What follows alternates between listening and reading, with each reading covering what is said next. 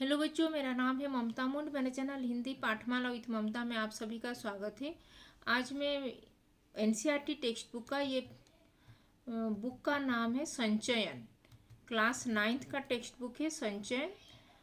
ये हाँ, संचयन ये भाग 1 मतलब पार्ट 1 है। कक्षा 9 के लिए है। ये बी हिंदी बी मतलब ये सेकेंड। हिंदी ए के लिए एक ये नॉन डिटेल पुस्तक है और ये हिंदी बी कक्षा 9 का ये हिंदी बी सेकेंड लैंग्वेज है। तो संचयन तो क्लास 9 का पुस्तक का आज मैं ये चैप्टर 1 है गिल्लू का आज मैं एक्सप्लेनेशन करूँगी।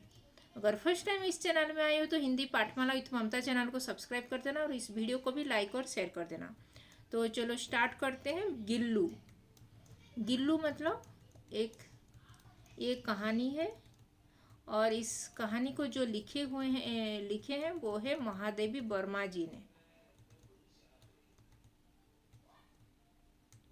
महादेवी वर्मा गिल्लू। तो चलो स्टार्ट करते हैं। Mahadevi Verma Gillu chapter number 1। ये 9th class Hindi non detail ये कहानी है। Hindi non detail text book का NCERT text book Hindi non detail ये कक्षा 9 है। 9th क्लास का ये संचयन टेक्स्ट बुक का चैप्टर नंबर 1 गिल्लू। महादेवी वर्मा जी ने इसको लिखे हैं गिल्लू को। तो स्टार्ट करते हैं।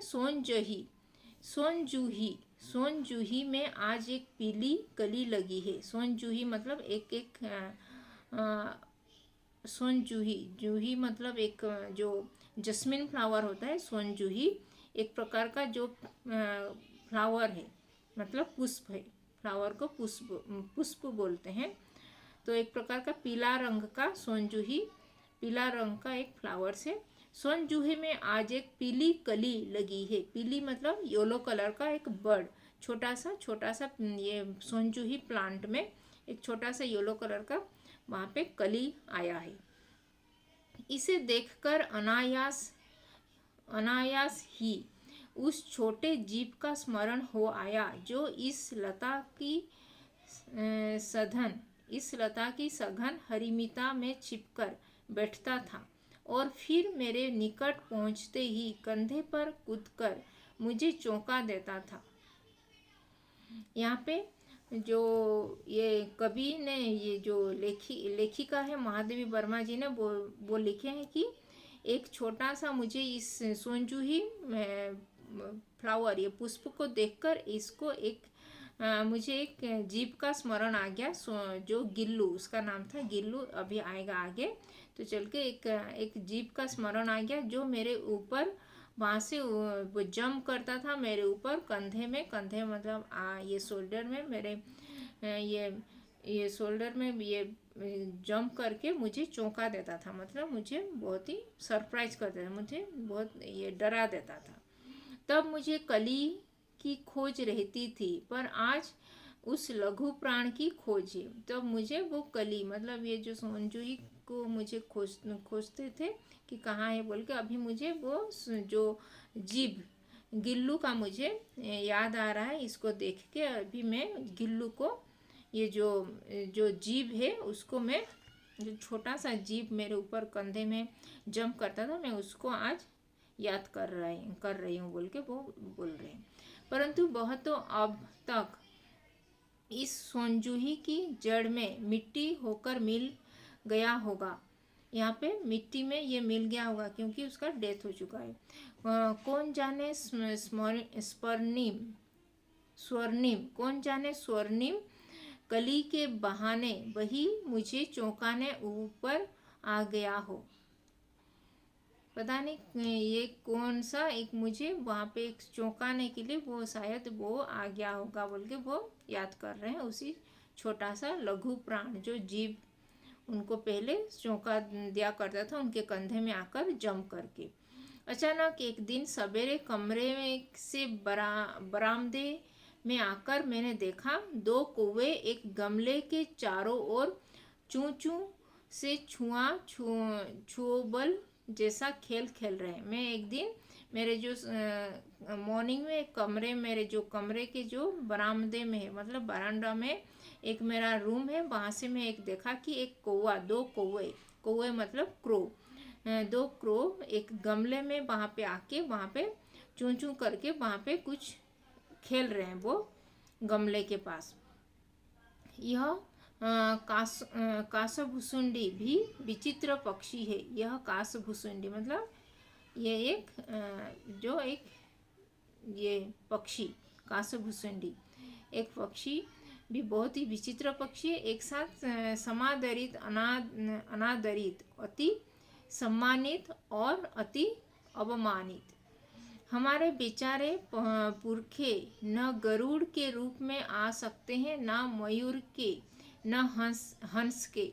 उन्हें पितर पक्ष में हमसे कुछ पाने के लिए काक बनकर ही अवतीर्ण होना पड़ता है। हमारे पितृपक्ष जो होता है, ये दशहरे के आश्विन मास में जो पितृपक्ष में हम लोग जो हमारे पितृपक्ष को खाना खिलाते हैं, तभी वो लोग कभी भी हमारे पितृ लोग ये कभी ये गरुड़ पक्षी बन के नहीं आते हैं, कि हंस बन के नहीं आते हैं, कि मयूर मतलब मोर बन के नहीं आते हैं। वो हमेशा एक काक पक्षी, काक मतलब कौवा, कौवा बन के ही धरा पृष्ठ में यहाँ पे हमारे पास खाना खाने के लिए पितृपक्ष में आते हैं, अवतीर्ण करते हैं। इतना ही नहीं, हमारे दृश्य प्रियजनों को भी अपने आने का मधु संदेश इनके कर्कश स्वर में ही देना पड़ता है। तो ये लोग जो कर्कश स्वर मतलब उनका जो कौवा का जो हार्ड मतलब ये कर्कश स्वर करते हैं हार्ड वॉइस में, वो का करके जो चिल्लाते हैं, वैसे ही हमको बुलाते हैं वो लोग। तो हमारे दृश्य प्रियजनों को भी अपने आने का मधुर संदेश वो उनके कर्कश स्वर से ही हमको देना पड़ता है। दूसरी ओर हम कौवा और काव काव करने को अवमानना के अर्थ में ही प्रयुक्त करते हैं।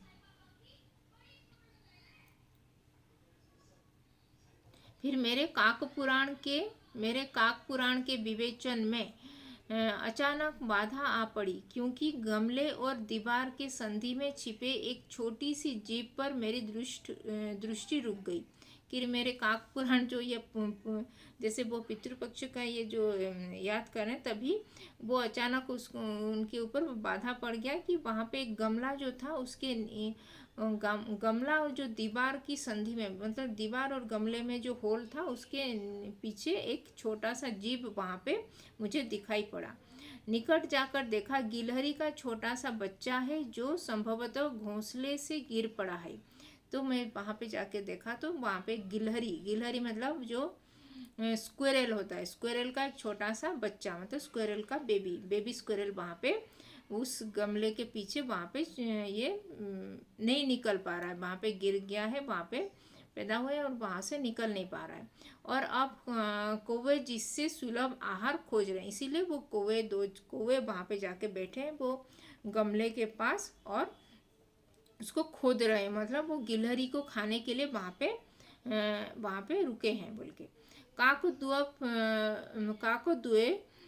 को चोंचों के 2 घाव इस लघु प्राण के लिए बहुत थे, अतः वह निश्चेष्ट सा गमले से चिपटा पड़ा था। इसीलिए जो काकद्वय मतलब 2 कौवे वहाँ पे इस लघु प्राण मतलब इस गिलहरी बेबी जो छोटा सा बच्चा, गिलहरी का छोटा सा बच्चा वहाँ पे जो चिपक गया था वहाँ पे, इसीलिए वो लोग भी वहाँ पे काकद्वय जो कौवे भी वहाँ पे उस लघु प्राण को खाने के लिए वहाँ पे वो गमले के पास ही बैठे थे। और वो जो छोटा सा प्राणी जो ये गिलहरी का छोटा सा बच्चा वहाँ पे गमले के पीछे चिपक के पड़ा हुआ था। सबने कहा, कौवे की चोंच का घाव लगने के बाद यह बच नहीं सकता, अतः इसे ऐसे ही रहने दिया जाए। सब लोग बोलने लगे कि जो ये काकदुआ मतलब ये जो कौवा दो दो कौवे उसको ये थोड़ा सा ये स्क्रैच कर दिए हैं अपने नाखूनों से, तो इसीलिए वो जो गिलहरी का बच्चा वहाँ पे और ज़्यादा दिन तक बच नहीं पाएगा, वो मर जाएगा बोल के, इसीलिए उसको ऐसे ही रहने दो वहाँ पे बोल के वो जो ये लेखिका को बाकी लोग बोलने लगे। परंतु मन नहीं माना, उसे होले से उठाकर अपने कमरे ले आई। फिर रुई से रक्त पोंछकर घाव पर पेंसिलिन पेंसिलिन का मरहम लगाया। फिर वो ऐसे मुझे ऐसे उसको ऐसे ही छोड़ के आना नहीं अच्छा नहीं लगा, तो मैं उसको अपने ये हथेली में उठाकर अपने कमरे तक ले आई, अपने रूम तक ले आई वो गिलहरी का छोटा सा बच्चा को।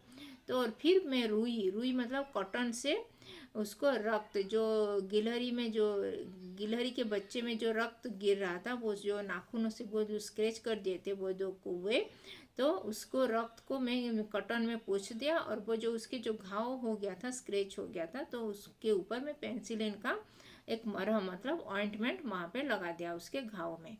रुई की पतली बत्ती दूध से भिगोकर जैसे जैसे उसके नन्हे से मुंह में लगाई, पर मुंह खोल न सका और दूध की बूंदें दोनों और ढुलक गई। फिर रुई जो कॉटन की रुई में वो पतली सी बत्ती बना के मैं दूध भी वहाँ पे मिल्क उसको भिगो के वो रुई में, फिर उसको मैं अपने उसके मुंह में लगाई कि वो थोड़ा सा मिल्क उसके गले में चला जाए, उसके माउथ में चला जाएगा तो वो थोड़ा अच्छा फील करेगा। वो खाना बहुत दिन पता नहीं कितने दिनों से वो खाना खाया भी नहीं होगा, तो इसीलिए थोड़ा सा खाना देने के लिए वो ये लेखिका ने उसके मुंह में थोड़ा सा रुई में दूध में भिगोकर उसके मुंह में लगा दिए, वो पी लेगा दूध दूध बोल के। फिर दूध की बूंदे उसके गले तक चला गया।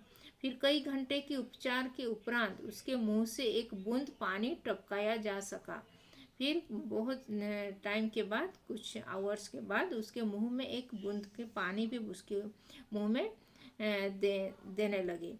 फिर तीसरे दिन वह इतना अच्छा और आश्वस्त हो गया। फिर तीसरे दिन थर्ड डे में वो थोड़ा रिलीफ कर गया, उसकी जो घाव भी भर गया था और थोड़ा ये फुदक रहा था, थोड़ा एक्टिव हो गया था कि मेरी उंगली अपने दो नन्हे पंजों से पकड़कर नीले कांच की मोतियों जैसी आंखों से इधर उधर देखने लगा। फिर वो अपने ये हथेली में वो लेखिका ने उसको पकड़े थे, तो तभी वो अपने जो क्रिस्टल आए जो ऐसे उनको उनकी तरफ ऐसे देखने लगा। 3-4 मास में उसके स्निग्ध रोए झब्बेदार पूंछ और चंचल चमकीली आंखें सबको विस्मित करने लगे। 3-4 महीने के बाद उसके जो थोड़ा ये ग्रो हो गया, तो तभी उसका जो चमकीली आंखें जो उसका आंखें भी क्रिस्टल्स जैसे आंखें था, जो गिलहरी का छोटा सा गिलहरी का बच्चा का आंखें को भी सब लोग देख के उसको बहुत ही खुशी सबको प्रदान कर रहा था। हमने उसकी जातिवाचक संज्ञा को व्यक्तिवाचक का रूप दे दिया। फिर हम लोग उसको क्या बुलाएंगे बोल के, जातिवाचक मतलब ये गिलहरी का बच्चा था, तो गिलहरी एक जातिवाचक मतलब एक ये जीव एक एनिमल था, तो उसको जातिवाचक से व्यक्तिवाचक मतलब उसका एक नाम देने के लिए वो करने लगे। फिर जातिवाचक से व्यक्तिवाचक रूप में दे दिया, और इसी प्रकार हम इसे गिल्लू कहकर बुलाने लगा। ये गिलहरी का बच्चा था, तो इसका नाम दे दिए गिल्लू। तो सब लोग इसको जातिवाचक पहले गिलहरी था, फिर व्यक्तिवाचक होके गिल्लू उसका नाम पड़ गया। सब लोग उसका नामकरण दे दिए, गिल्लू कहने लगे सब लोग। मैंने फूल रखने की एक हल्की डालिया में रुई बिछाकर, जो एक बास्केट जहाँ पे जो फ्लावर बास्केट जो फ्लावर रखते हैं जो बास्केट में, वहाँ पे वो लेखिका ने उसमें रुई कटन वहाँ पे बिछा दिए, और वहाँ पे और उसको एक तार से खिड़की पर लटका दिया। एक आयरन वायर वहाँ पे लगा दिए वो जो बास्केट में, और उसके नीचे वो रुई कॉटन में बिछा दिए, वहाँ पे सोएगा बोल के, और उसको एक खिड़की मतलब एक विंडो के पास उसको लटका दिए वो आयरन वायर में, तार में। वही 2 वर्ष गिल्लू का घर रहा। फिर वो 2 वर्ष तक वहाँ पे उसी जगह में वहाँ पे रहने लगा।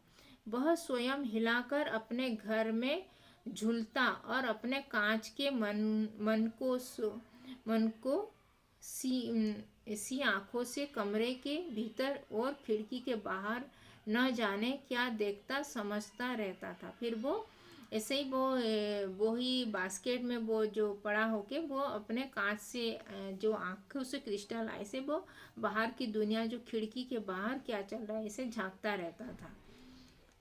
परंतु उसकी समझदारी और कार्यकलाप पर सबको आश्चर्य होता था। फिर वो जो जैसे जैसे एक्टिविटी करता था सभी को विस्मित कर देता था। उसका एक्टिविटी देख के सब लोग बहुत ही आत्मविभोर हो जाते थे।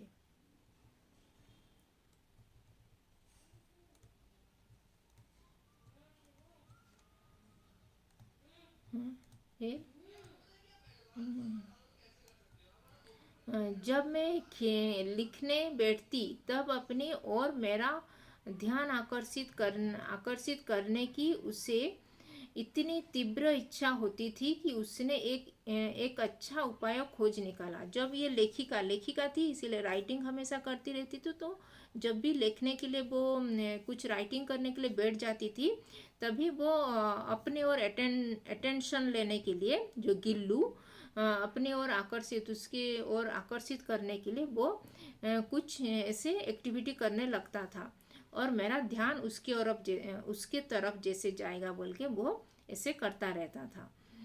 वह मेरे पैर तक आकर सर से पर्दे पर चढ़ जाता था। फिर वो जो नीचे आके वो उनकी जो लेखिका जहाँ पे बैठी थी, जो कुर्सी में, जो चेयर में, तो उनके पैर तक आ जाता था उनके, और पैर से ऐसे ऊपर चढ़ के वो सीधा पर्दे, मतलब जो विंडो में जो स्क्रीन पर्दे जो लगा होता था वहाँ पे सर से चढ़ जाता था ऐसे।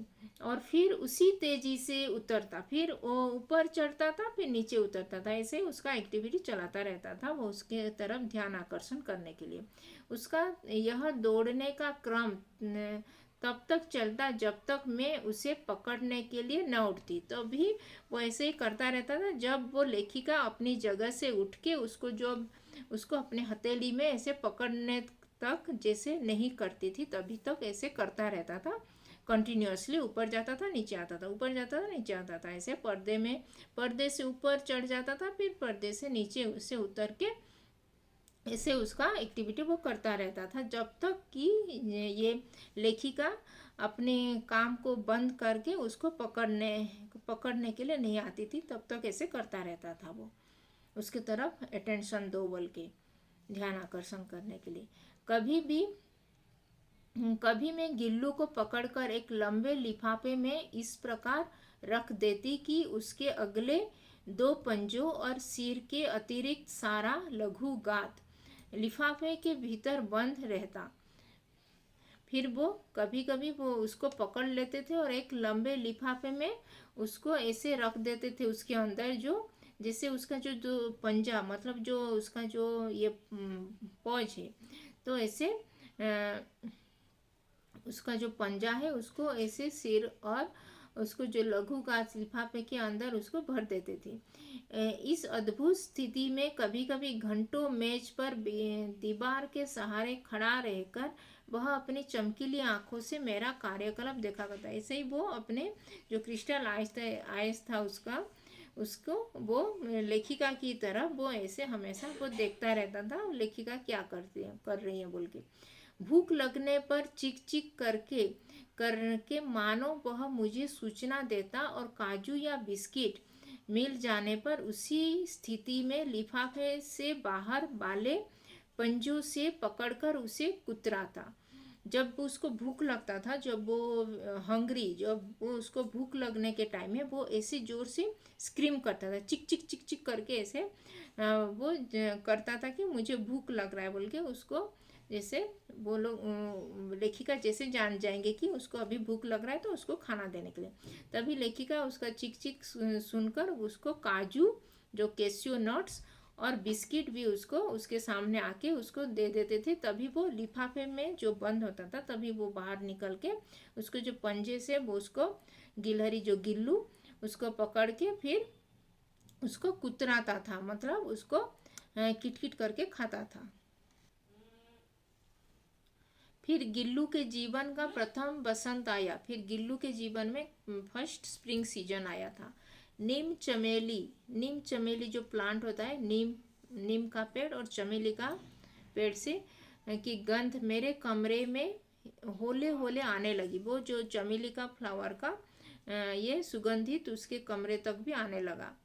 तो बाहर की गिलहरियां खिड़की की जाली के पास आकर चिक चिक करके न जाने क्या कहने लगी। जो बाहर भी जो स्क्विरल्स जो होते थे, वो जो नीम के पेड़ में, वो चमेली के पेड़ में जो जो स्क्विरल्स वहाँ पे जम करके फुदक फुदक कर खेल रहे थे, वो ये गिल्लू को देखने के लिए यहाँ पे जो उसके जो खिड़की के पास आके वहाँ पे चिक चिक करके ऐसे साउंड करते रहते थे और उसको पता नहीं वो क्या कहने के लिए कोशिश करते थे बोल के वो लेखिका ने यहाँ पे लिखे। गिल्लू को जाली के पास बैठकर अपनेपन से बाहर झांकते देखकर मुझे लगा कि इसे मुक्त करना आवश्यक है। फिर वो गिल्लू भी वो अपने जो फैमिली मेंबर जैसे वो बाकी गिलहरी को देख के वो भी ऐसे झांकता था वो बाहर जाने के लिए। इसीलिए वो भी लेखिका सोचे कि अभी मुझे गिल्लू को भी उसको भी मुक्त कर देना चाहिए, फ्री कर देना चाहिए और बाहर जाके खेलेगा। जैसे मैंने किले निकाल कर जाली का एक कोना खोल दिया था। फिर वो जो किला जो वहाँ पे जो फिक्स किए थे, वो जो बास्केट वहाँ पे लटका दिए थे वो खिड़की के पास, तो उसको निकाल दिए और एक कोना मतलब एक साइड में उसको ये खुला कर देते जैसे वो निकल पाएगा वो गिल्लू उसमें से। और इस मार्ग से गिल्लू ने बाहर जाने पर सचमुच ही मुक्ति की सांस ली। फिर भी गिल्लू इस साइड से वो बाहर चला गया और फिर मुक्ति का सांस लिया। फिर जैसे वो थोड़ा राहत फील किया बाहर जाके, उसको भी अच्छा लगा। इतने छोटे जीव को घर में पले कुत्ते बिल्लियां से बचाना भी एक समस्या ही थी। फिर इतने छोटे से जो गिल्लू था, छोटा सा गिलहरी का बच्चा, तो इसको भी जो कुत्ता डॉग्स कैट्स से भी बचाना भी बहुत ही मुश्किल था। वो आवश्यक कागज पत्रों के कारण मेरे बाहर जाने पर कमरा बंद ही रहता है। फिर वो जो आवश्यक कागज वो जो डॉक्यूमेंट्स वो जो लेखिका थी ना, इसीलिए वो बहुत सारे पेपर्स में लिखी हुई थी, इसीलिए वो उसको ऐसे बाहर नहीं छोड़ के वो जब भी बाहर जाती थी तभी वो रूम को लॉक करके जाती थी। मेरे कॉलेज से लौटने पर, वो कॉलेज में पढ़ाती थी तो बाहर जाती थी जब, तभी वो जैसे ही कमरा खोला गया और मैंने भीतर पैर रखा, वैसे ही गिल्लू अपने जाली के द्वार से भीतर आकर मेरे पैर से सिर और सिर से पैर तक दौड़ लगाने लगा। फिर वो गिल्लू भी जब भी मैं ये जो कॉलेज से वो आती थी घर, तभी वो जब भी वो कमरा खोलती थी तभी वो जो भीतर जब पैर रखते थे तभी वो गिल्लू भी अपनी जाली द्वारा वो बाहर निकल आता था और फिर वो ऊपर से नीचे तक उनके जो टो टू हेड तक, head to toes to head तक वो ऐसे उनके ऊपर फुदक फुदक के जंप करने लगता था। क्योंकि वो बाहर बहुत टाइम तक बाहर जाती थी, वो अकेला फील करता था, इसीलिए उनके ऊपर आके ऐसे जंप करता था, ऐसे जैसे पेट एनिमल जैसे करते हैं। हमारे घर में भी एक पेट एनिमल है और ये वो भी जब हम जाते हैं बाहर, तो बाहर जाके जब आते हैं तभी वो हमारे ऊपर भी ऐसे जंप करता है, जैसे वो भी ऐसे करने लगता था वो लेखिका के ऊपर। वैसे गिल्लू अपनी जाली के द्वार से भीतर आकर मेरे पैर से सिर और सिर से पैर तक दौड़ लगाने लगा। तब से यह नित्य का क्रम हो गया। जब भी वो बाहर जाते थे और बाहर से घर में आते थे तभी वो ऐसे ही वो हमेशा उनके साथ ऐसे ही करता रहता था। ऊपर से उनके ऊपर में चढ़ जाता था और नीचे से ऊपर से नीचे ऐसे उनके बॉडी के ऊपर चढ़ के फुदक फुदक कर जंप करता था। ऐसे हमेशा वो करने लगता था। और मेरे कमरे से बाहर जाने पर गिल्लू भी खिड़की की खुली जाली की राह बाहर चला जाता और दिन भर गिलहरियों के झुंड का नेता बना हर डाल पर उछलता कूदता रहता। और ठीक 4 बजे वह खिड़की से भीतर आकर अपने झूले झूले में झूलने लगता। फिर जब भी वो लेखिका बाहर जाती थी तभी वो भी वो जो कमरे से वो खिड़की तो का जाली जो खोल दिए थे, थोड़ा सा रास्ता खोल दिए थे, तभी वो खिड़की से वो बाहर चला जाता था गिल्लू। और वो बाहर जाके वहाँ पे जो गिलहरियाँ बाकी जो गिलहरियाँ थी स्क्वेरल्स सब जो थे उनके साथ झुंड मिलाकर उनके साथ ग्रुप मिला के वहाँ पे वो ग्रुप का लीडर बन जाता था।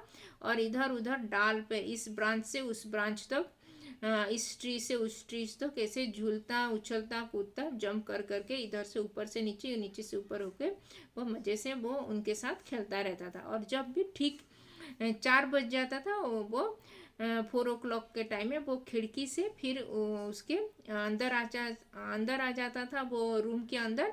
और जहाँ पे वो जो उसका जो सोने का जगह था, जो बास्केट में जो रुई कॉटन जो जहाँ पे बिछाए थे वहाँ पे आके वो सो जाता था। ऐसे वो 4 बजे होने से वो खिड़की से भीतर आके वहाँ पे झूले में उसके जगह में वो रह जाता था।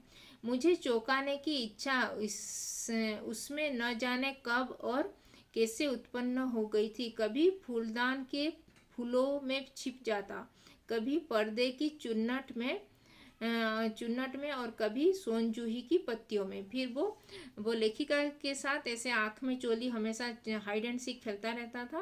और कभी वो फूलदान जो फूलों के गमला होता था फ्लावर वास वहाँ पे फूलों में छुप जाता था वो फ्लावर्स के अंदर। और कभी कभी जो ये पर्दे जो ये डोर स्क्रीन विंडो स्क्रीन होता था वहाँ पे भी वो पीछे ऐसे छुप जाता था। और कभी कभी जो सोन जूही जो ये जो जस्मिन का जो ट्री था वहाँ पे भी उस वहाँ पे पत्तियों मतलब लिप्स में भी वो छुप जाता था हाइड एंड सीक जैसे उसके वो लेखिका के साथ खेलता रहता था हमेशा। मेरे पास बहुत से पशु पक्षी हैं और उनका मुझसे लगाव भी कम नहीं है, परंतु उनमें से किसी को मेरे साथ मेरे थाली में खाने की हिम्मत हुई है ऐसा मुझे स्मरण नहीं आता। फिर वो लेखिका बहुत सारे पेट एनिमल भी उनके घर में बहुत सारे रखे थे, तो वो लोग भी उनके साथ उनके साथ ये लगाव हुआ था, वो बहुत ही अटैचमेंट था उनके साथ। लेकिन ये जो गिल्लू था उसके साथ उनका बहुत ज़्यादा अटैचमेंट था, क्योंकि वो कोई भी पेट एनिमल उनके जो थाली जो खाने की थाली में प्लेट में आकर ऐसे उनके साथ नहीं खाता था, कोई भी हिम्मत नहीं कर पाता था। लेकिन ये गिल्लू जो प्लेट में जो भी ये लेखिका खाती थी तभी वो गिल्लू आके उसके प्लेट से भी खाना उनके साथ खा लेता था। गिल्लू इनमें अपवाद था, जो ऐसे मैं जैसे ही खाने के कमरे में पहुंचती यह खिड़की से निकलकर आंगन की दीवार बरामदा पार करके मेज पर पहुंच जाता और मेरी थाली में बैठ जाना चाहता। फिर जब भी वो लेखिका खाने के लिए वो ये डाइनिंग टेबल में बैठ जाती थी तभी वो खिड़की से वो निकल जाता था, फिर आंगन की जो दीवार से जम मार मार के फिर बरामदा जो बरामदा था वहाँ पे पार करके फिर मेज जो टेबल था जो डाइनिंग टेबल था वहाँ पे पहुँच जाता था और उनके जो थाली के सामने बैठ जाता था और वहाँ से कुछ खाने के लिए वो उधर ले जाता था लेखिका की प्लेट से। थाली में बैठ जाना चाहता। बड़ी कठिनाई से मैंने उसे थाली के पास बैठना सिखाया, जहाँ बैठकर वह मेरी थाली से एक एक चावल उठाकर बड़ी सफाई से खाता रहता। फिर वो उसको भी सिखाए कैसे चावल को एक एक करके उसको वो प्लेट से निकाल वो खाने के लिए। तो काजू इसका प्रिय खाद्य था। वो काजू मतलब कैसियो नट्स वो उसका प्रिय खाद्य, उसका फेवरेट फूड कैसियो नट्स था। वो हमेशा कैसियो नट जो काजू को कुतरा के मतलब किट किट करके अपने दांतों से वो खाता रहता था अपने टीथ से। और कई दिन काजू न मिलने पर वह अन्य खाने की चीज़ें या तो लेना बंद कर देता था, झूले से नीचे फेंक देता था। जब भी उसके वो जो लेखिका के घर में काजू ख़त्म हो जाता था, जो नहीं ये ख़त्म हो जाता था उनके घर से, तो तभी वो बाकी अगर कुछ चीज़ें वो उनके उसको खाने के लिए देते थे, वो कभी भी बाकी चीज़ें नहीं खाता था, क्योंकि काजू उसका पसंदीदा खाना था। और जब भी वो ये काजू के अलावा और कुछ खाने के लिए उसके जो झूले में देती थी लेखिका, उसको फेंक देता था वो उसके झूले से बाहर। उसी बीच मुझे मोटर दुर्घटना में आहत होकर कुछ दिन अस्पताल में रहना पड़ा। इसी बीच में वो लेखिका का एक ये मोटर एक्सीडेंट हो गया, मतलब ये उनका रोड एक्सीडेंट हो गया। तभी उनको हॉस्पिटल में रहना पड़ा था कुछ दिनों के लिए। उस दिनों जब मेरे कमरे का दरवाज़ा खुला उन दिनों जब मेरे कमरे का दरवाज़ा खोला जाता, गिल्लू अपने झूले से उतरकर दौड़ता और फिर किसी दूसरे को देखकर उसी तेजी से अपने घोंसले में जा बैठता। जब भी वो लेखिका नहीं थी, हॉस्पिटल में रहने गई थी, क्योंकि उनका रोड एक्सीडेंट हुआ था, तो वो हॉस्पिटल में ये डिस्चार्ज नहीं हुआ था उनका, तो हॉस्पिटल में रहना पड़ रहा था। तो तभी जब भी कोई भी उनके जो दूसरे फैमिली मेम्बर्स जो उनके जो रूम का ये दरवाज़ा, उनका जो रूम का ये डोर खोलते थे, तभी वो सोचता कि ये गिल्लू की उनका जो मालिक जो लेखिका आ गई है, तो उसके उनके पास आके उनसे उनके ऊपर से नीचे तक होने के लिए वो दौड़ आता था। लेकिन जब दूसरा कोई आया है देख के, वो सीधा अपने जो बास्केट में जाके वहाँ पे बैठ जाता था, क्योंकि वो उनका जो मालिक जो उनका जो ओनर वो जो महादेवी वर्मा जी लेखिका ये तो नहीं है, तो दूसरा कोई है बोल के वो उनके पास नहीं आके वो चला जाता था, उसके घोंसले में बैठ जाता था। सब उसे काजू दे आते, परंतु अस्पताल से लौटकर जब मैंने उसके झूले की सफाई की तो उसमें काजू भरे मिले, जिनसे ज्ञात होता था कि वह उन दिनों अपना प्रिय खाद्य कितना कम खाता रहा। बाकी उनके फैमिली मेम्बर्स उसको काजू देते थे, कैश्यू नट्स उसके झूले में रख देते थे, लेकिन उसके जो ओनर जो उसका जो मालिक जो ये जो लेखिका नहीं थी, वो हॉस्पिटल में थी, उस वो नहीं देते थे। इसीलिए वो भी थोड़ा ये सैड फील हो रहा था, क्योंकि उनके जो मालिक वो जो लेखिका उसको उनके पास नहीं है बोल के वो भी थोड़ा ये खाना भी उसका जो पसंदीदा खाना काजू को भी वो नहीं खाता था। ऐसे ही उसके वो घोंसले जो बास्केट में ऐसे ही पड़ा रहता। जब बाद में जब लेखिका आई तो तभी वो देखी कि काजू वो भी ऐसे ही पड़ा हुआ है, लेकिन वो काजू उसका पसंदीदा खाना था, फिर भी वो नहीं खाता था, क्योंकि वो लेखिका उसके पास नहीं है हॉस्पिटल में। जैसे उसको बहुत ही ये याद कर रही है बोल के, वो लेखिका की याद में वो खाना भी भूल गया था। वो अपना पसंदीदा खाना गिल्लू अपना पसंदीदा खाना को भी नहीं खा रहा था, क्योंकि वो लेखिका वहाँ पे उसके पास नहीं थी। मेरी अस्तव्यस्तता मेरी अस्तव्यस्तता मेरी अस्वस्थता हाँ, मेरी अस्वस्थता में वह तकिए पर सिरहाने बैठकर अपने नन्हे नन्हे पंजों से मेरे सिर और बालों को इतने होले होले सहलाता रहता कि उसका हटना एक परिचारी के हटने के समान लगता। पर जो ये जब हॉस्पिटल से डिस्चार्ज करके जो लेखिका आई और अपने जो बेड पे लेट गई थी, तभी वो गिल्लू भी उनके पास आके जो उनके जो पिलो के पास बैठ गई और अपने जो नन्हे पंजों से अपने पौध से ऐसे उनके ऊपर उनके जो ये सिरहाने मतलब उनके जो हेड में थोड़ा मालिश भी ऐसे कर देता था। और जैसे वो कोई एक नर्स जैसे उनको जो देखभाल करता है, वैसे ही उनको वो भी ऐसे देखभाल कर रहा था गिल्लू वो लेखिका को।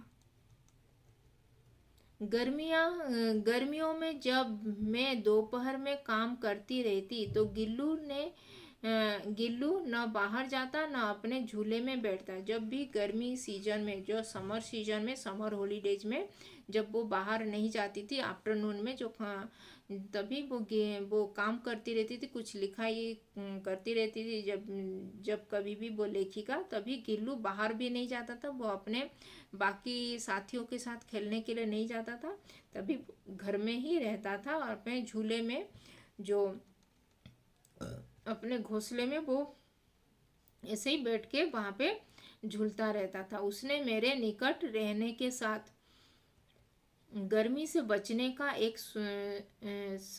सर्वथा एक सर्वथा नया उपाय खोज निकाला था।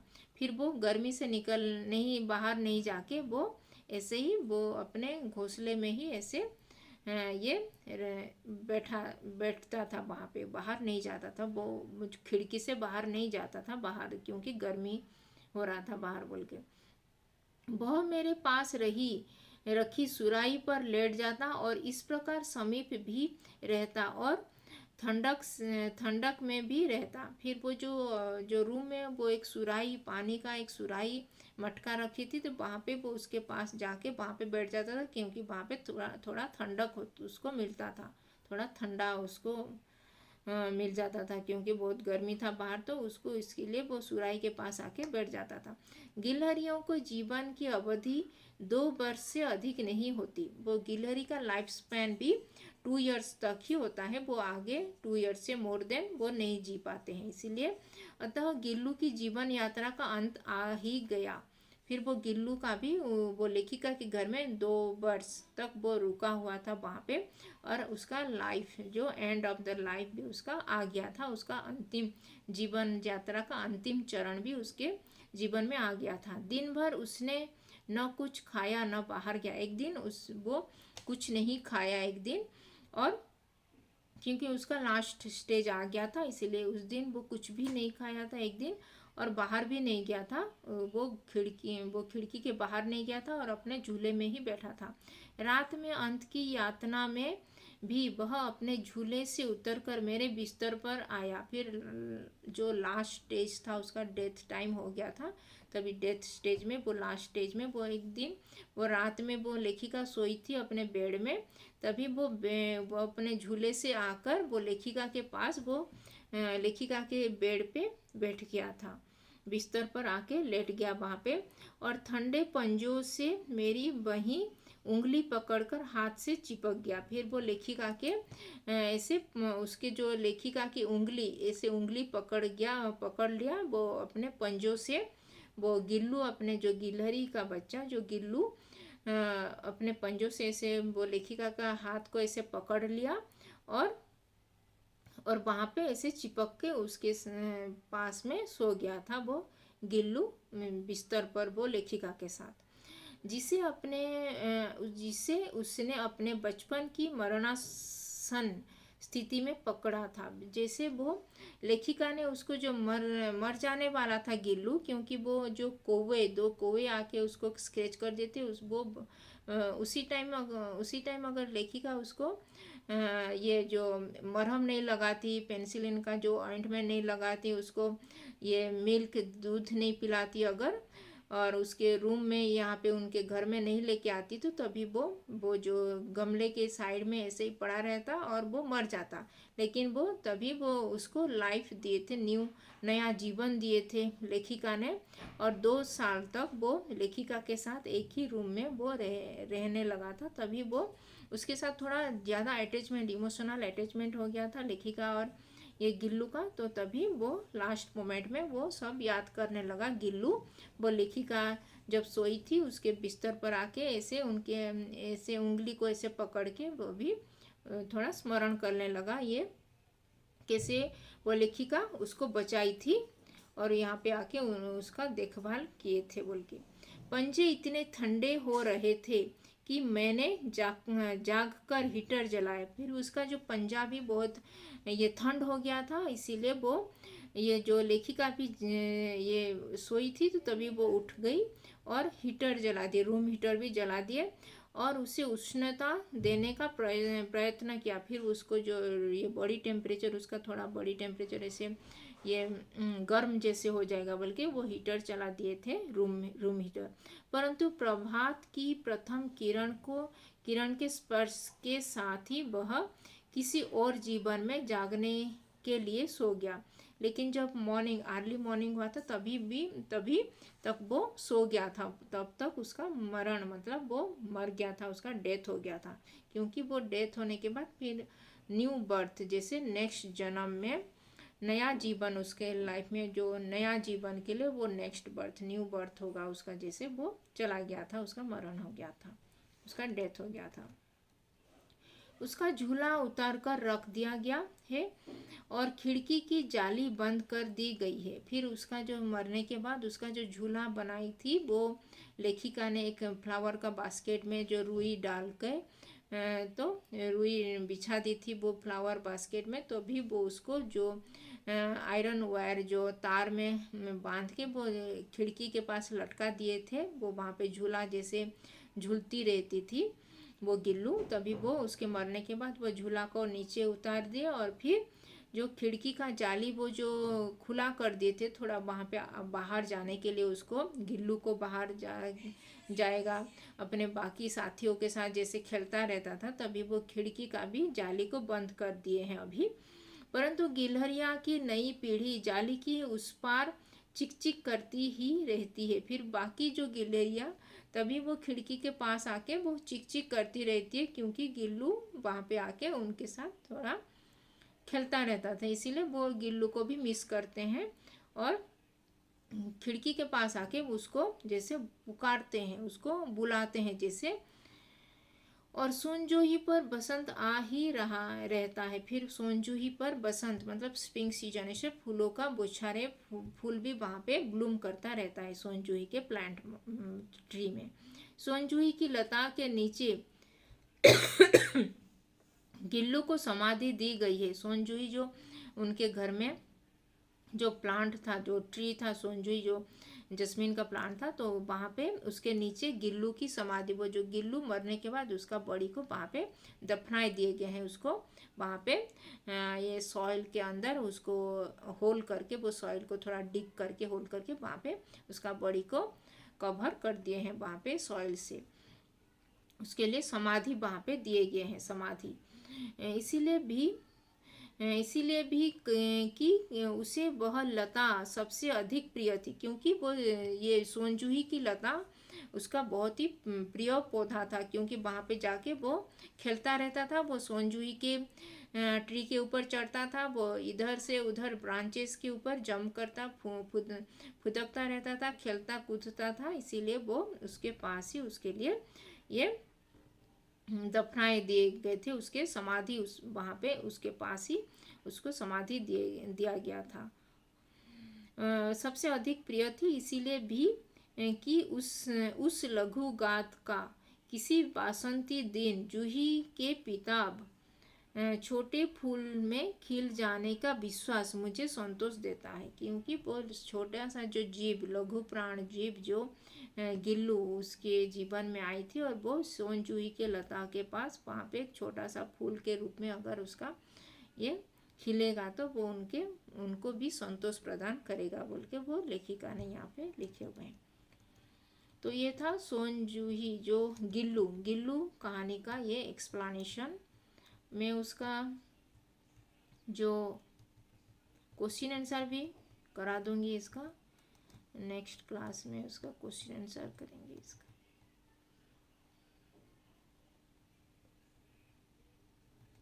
तो ये था गिल्लू, ये एनसीईआरटी टेक्स्ट बुक का ये संचयन non detail Hindi text book 9th class का ये चैप्टर नंबर 1 गिल्लू कहानी का ये एक्सप्लेनेशन था।